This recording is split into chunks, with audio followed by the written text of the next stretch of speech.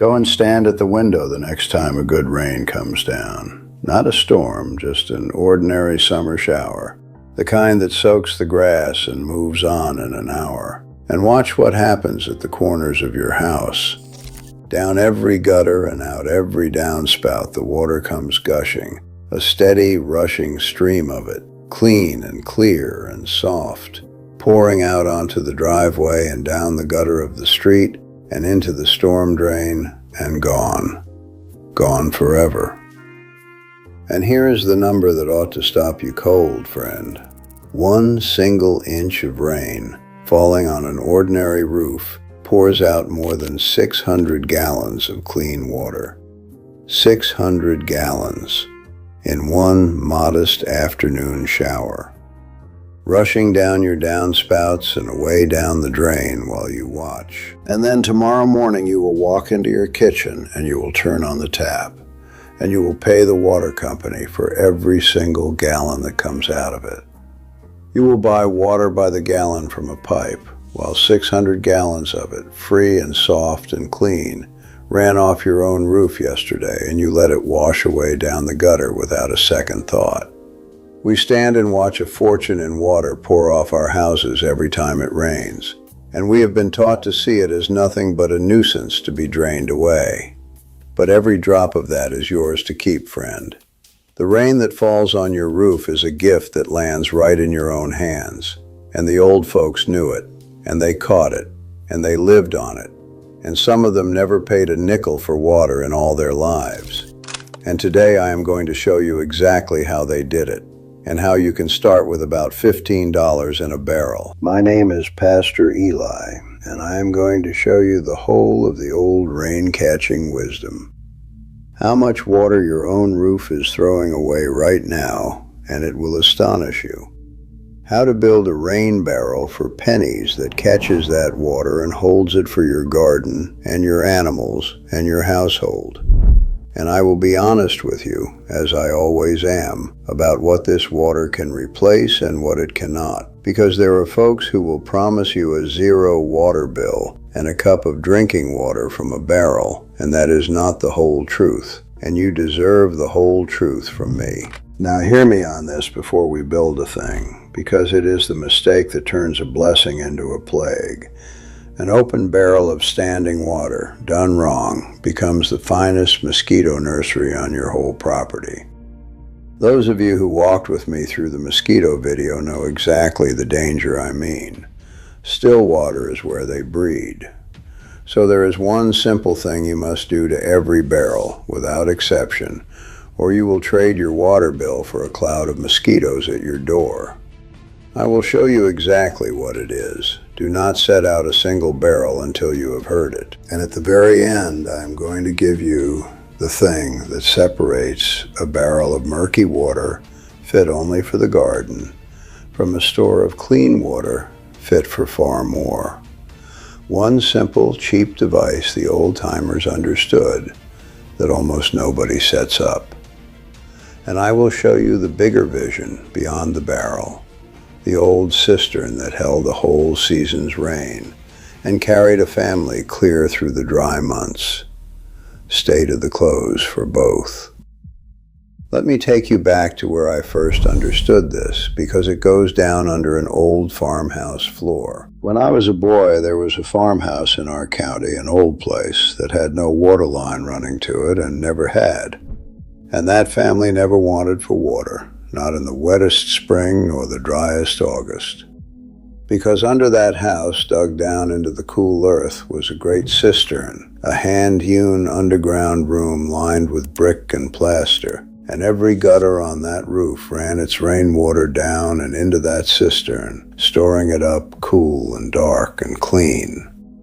And there was a hand pump right at the kitchen sink that drew the rainwater up out of that cistern for the washing and the cooking and the animals. I remember working that pump handle as a boy, and the water coming up cold and soft, softer than any water I'd known, and being told it had all fallen as rain on the very roof over our heads. That family caught the sky and lived on it, and paid no man for a drop. I never forgot it. And everything I'm about to show you is just that same old wisdom, brought down to a barrel that anyone can start with this weekend. So let me show you the astonishing math of your own roof first, because once you see it, you will never watch a rain the same way. Here is the plain figure. For every inch of rain that falls, every 1,000 square feet of your roof sheds about 600 gallons of water. Now, an ordinary house has a good deal more roof than that, so a single inch of rain on a common home is often 1,000 gallons or more, all of it already gathered up and delivered right to your downspouts by the gutters you already own. Think on that. The hardest part of catching rainwater, gathering it off a wide area and channeling it to one spot, your house already does for you for free every time it rains. The gutter is already collecting 1,000 gallons and handing it to you at the downspout. All we are going to do is put a barrel there to catch it instead of letting it run down the drain. You are not building a water system from scratch. You are just stop the waste at the very last step. So here is the build, the basic rain barrel, and it costs almost nothing. You start with a barrel. The best is a food-grade 55-gallon drum, the blue plastic kind, which you can often find used for $15 or $20, sometimes free from folks who got them with food product inside. A clean plastic trash can works too. You want something that held food or water, never chemicals. 55 gallons is the common size, and as we just saw, one good rain will fill it. You set that barrel up on a stand, and this part matters more than folks think. You raise it up on cinder blocks or a sturdy platform, a foot or two off the ground. 2 reasons. First, so you can fit a watering can or a bucket under the spigot. And second, and this is the clever part, because water finds its own level and pushes with the weight of its own height. A barrel raised up high gives you gravity pressure at the spigot, so the water flows out with some force instead of just dribbling. The higher you raise it, the better it pushes. The old cistern folks knew this, which is why the good systems put the storage up high. You position the barrel right under one of your downspouts, and you either cut the downspout and route it into the top of the barrel, or you fit a little diverter that sends the gutter water into the barrel and lets the extra bypass. Near the bottom of the barrel, an inch or two up so the sediment settles below it, you fit a spigot, a simple hose faucet, sealed in tight. And near the top you fit an overflow outlet. And I will say more about that in a moment because it matters. And now the one thing you must never skip, the keystone I warned you about. Every opening on that barrel, the top where the water comes in and the overflow, must be covered with a tight, fine screen or mesh. Window screen does fine. Here is why it is not optional. An open barrel of still water is exactly what a mother mosquito is hunting for. A quiet, undisturbed nursery to lay her hundreds of eggs in. Leave your barrel open, and within a week you have not built a water store, you have built a mosquito factory sitting right beside your house, breeding the very pests we worked so hard to be rid of. A fine screen over every opening stops her cold. She cannot get in to lay, and the water stays clean of her young, and it strains out the leaves and the grit besides. Screen every hole, tight, no gaps. That one piece of mesh is the difference between a blessing and a plague on your porch. And the overflow, the second thing folks get wrong. Your barrel will fill, and then the rain keeps coming, and that water has to go somewhere. If you have not planned for it, it spills over the top and pools right there against the foundation of your house. And now you have traded a water bill for a wet basement, which is a far dearer problem. So you fit that overflow outlet near the top, and you run a hose or a pipe from it that carries the extra water well away from the house, out to the garden, out to the lawn, anywhere but against your foundation. Catch what you can hold, and send the rest safely away from the house. Do those 2 things, screen it tight and route the overflow, and your barrel is a pure blessing. Now, one barrel is a fine start, but one barrel of 55 gallons empties fast on a thirsty garden. So let me show you how to grow it. The simplest way is to link barrels together. You connect a second barrel and a third near the bottom with a short pipe or hose so they fill as one and share the water level. And now you are storing 150 gallons, 200, off the same downspout. For bigger storage still, folks use what is called a tote, a great square tank that holds 275 gallons, often found cheap second-hand, food-grade ones, and one of those off a good downspout stores a serious amount of water. And beyond that lies the old dream, the real cistern, the big tank or the buried chamber that holds 1,000 gallons or more, enough to carry you through weeks of dry weather. Start with one barrel this weekend. Grow it as you learn. Now let me tell you what this water is good for. And here I have to be honest with you about that word in the title, that zero, because I will not overpromise you. Rainwater off your roof is wonderful water for a great many things. It is soft, with none of the hard minerals of well water, and it has no chlorine in it, which means your garden loves it better than tap water, truly loves it, and your plants will show it. Use it on the vegetable garden and the flower beds and the lawn. Use it for the animals' trough and the chickens. Use it to wash the car and rinse your tools and top off the pond. Keep some for flushing the toilets when the power goes out and the pump quits. Now here is the honest part. For a gardener in the summer, watering the garden and the yard is a huge share of the whole water bill, sometimes the largest part of it in the growing season. So catching rainwater for all your outdoor use can genuinely take that part of your bill down to almost nothing in a rainy stretch. And that is where the zero in the title lives, honestly, for the summer gardener. But I will not tell you a barrel replaces the water company for your drinking and your bathing and your cooking. That is a bigger matter, and I am coming to it. This slashes your bill, friend, deeply, especially in the growing months. It does not, for most folks, erase it entirely. That is the truthful shape of it. Now the honest limits, the way I always give them.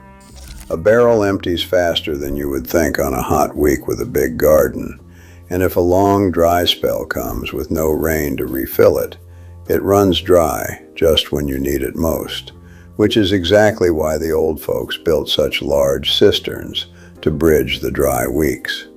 So size your storage to your need and your climate, and do not be surprised when a single barrel runs out in a drought. It supplements. The more you can store, the longer it carries you. And now the safety word about drinking it, and please hear this clearly. Can you drink rainwater? People have lived on cistern rainwater for all of history, but you cannot drink it straight out of an open barrel, and I will not have you thinking you can, because that water ran across your roof first, and it picked up whatever was there, the dust, the pollen, the bird droppings, the grit, and sometimes things off the roofing material itself. For the garden and the animals and the washing, that is no trouble at all. Use it freely as it is. But to drink it or cook with it, you must filter it and treat it properly first. And that is a real step, not a small one. For everyday outdoor use, wonderful as it is, for drinking, filter and treat, always. No shortcuts. Gather it freely, but drink it wisely. And one plain, practical word. In a few places in this country, there are old local rules about collecting rainwater, though nearly everywhere now it is encouraged and even rewarded. So it is worth a 2-minute check on the rules where you live, just so you know where you stand.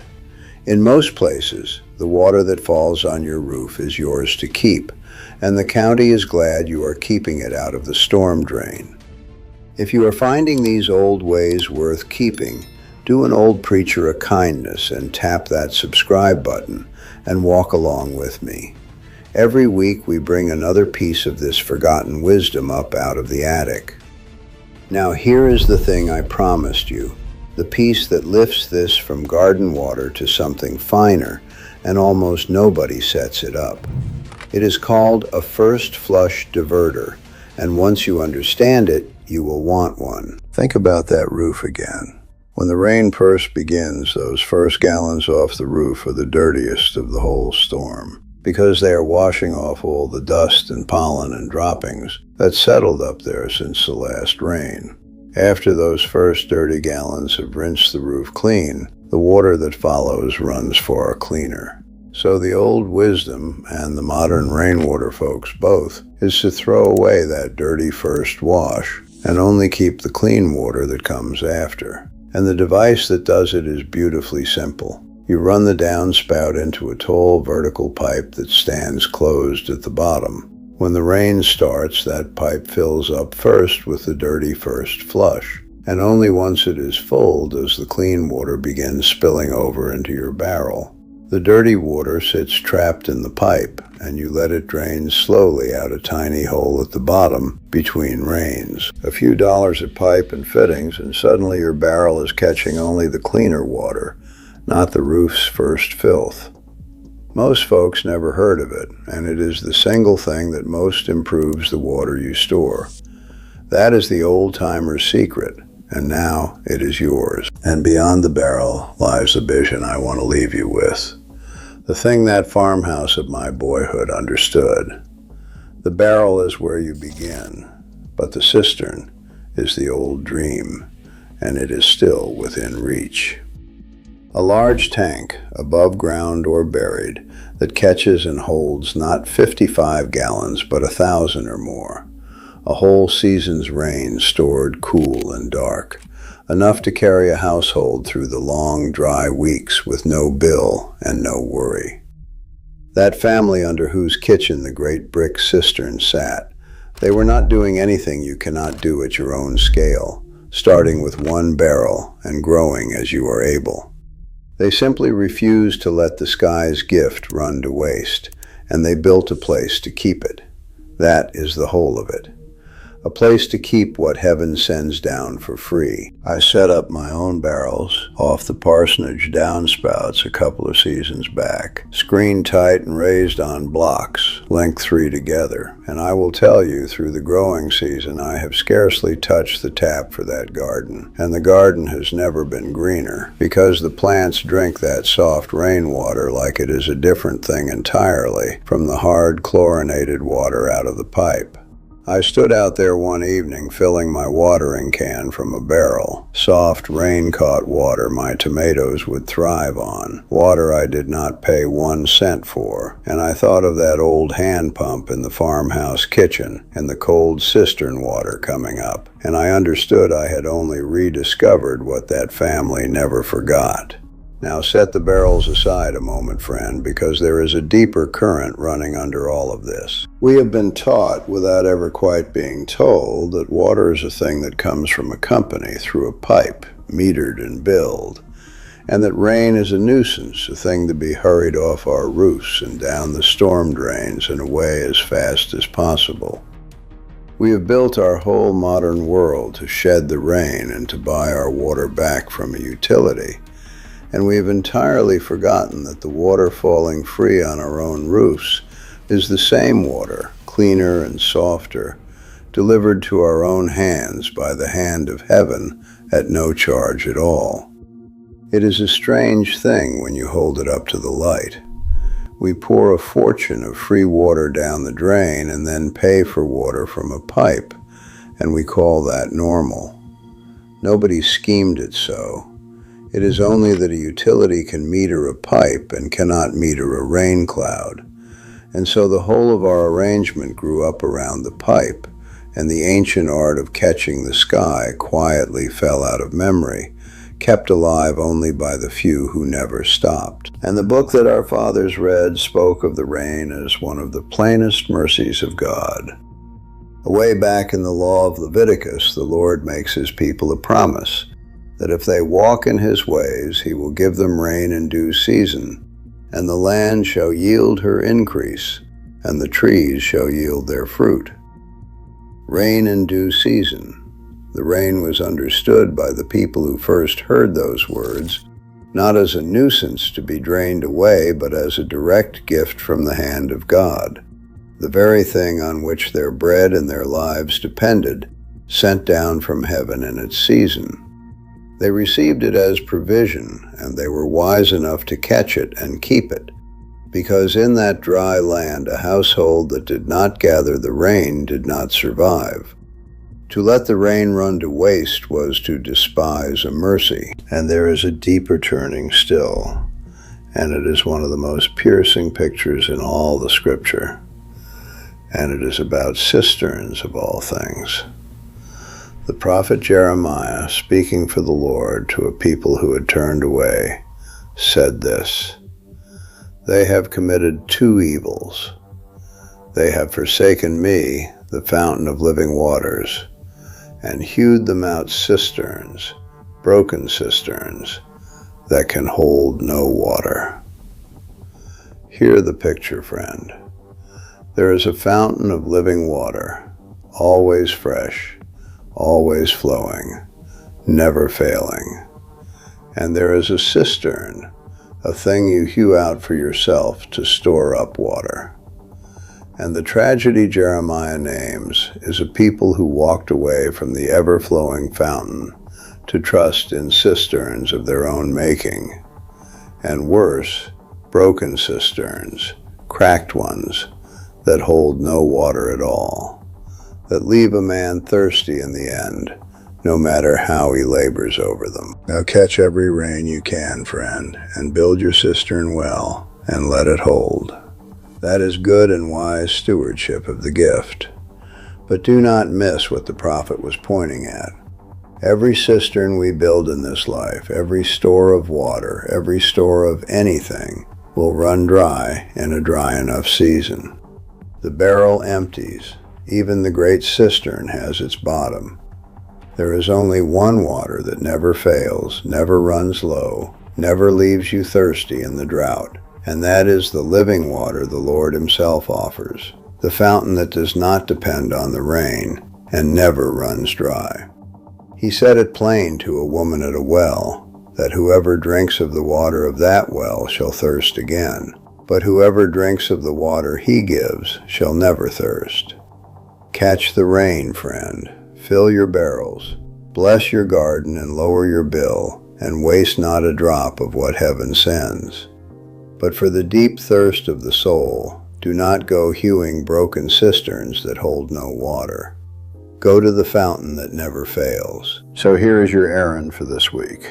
Find yourself a food-grade barrel, cheap or free, and set it up on blocks under one of your downspouts. Fit a spigot near the bottom and an overflow near the top, and route that overflow well away from your foundation. Screen every opening tight against the mosquitoes, without fail. Cut or divert your downspout into it, and wait for the next rain, and watch how fast 55 gallons of free, soft water fills up for your garden. Then, as you are able, link a second barrel, and a third, and dream toward a cistern. Add a simple first flush pipe to keep the dirty first wash out. Use that water freely on your garden and your animals and your washing, and if you ever mean to drink it, filter and treat it properly first. Then come and tell me, down in the comments, what does the water company charge you these days? And how much of your summer bill is just watering the garden and the yard? Do you catch rain already? Or is it all running down your drain right now? And did your people ever have a cistern, or a rain barrel, or an old way of gathering the sky? Somebody reading this grew up working a cistern pump, and the rest of us would love to hear it. I read every one of these. Next time we head indoors, because as the nights turn cool, the roaches start looking for a warm place to winter, and that place is your kitchen. I am going to show you the 2-ingredient pantry mix that ends a roach problem for good, cheaper and safer than anything the exterminator carries, the old way that actually works. Subscribe and walk along with me. Until then, look well to what you have been given. Waste nothing, and God bless.